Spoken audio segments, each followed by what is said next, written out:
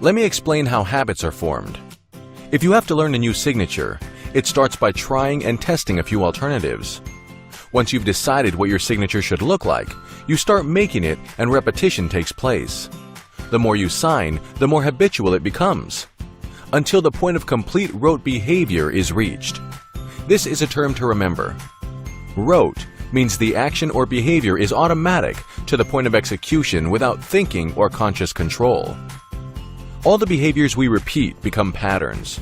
Some behaviors are not fully embedded as rote patterns, and some are not at all embedded as patterns because we do not repeat them enough.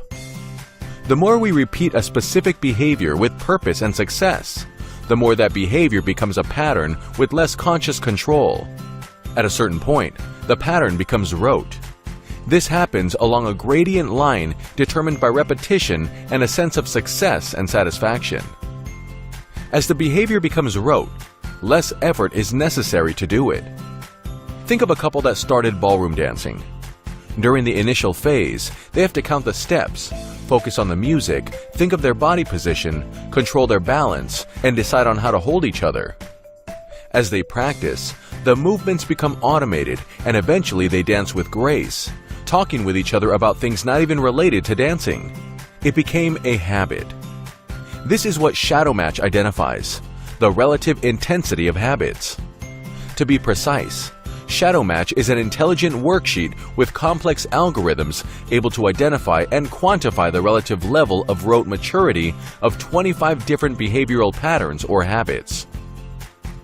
The system does this by closely monitoring the way an individual engages with the systematized worksheet. The maturity level of soft habits, those habits that will only function when necessary, is different to mature rote habits.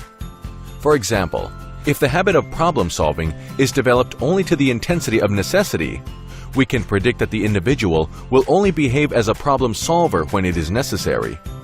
He will have to actively plan such behavior and it will be executed with a high level of conscious control. But if the habit of problem solving is developed to the level of rote behavior, the individual will automatically engage with problems with the aim of solving them. If the habit is radical, the person will, in many instances, not even have to think or decide.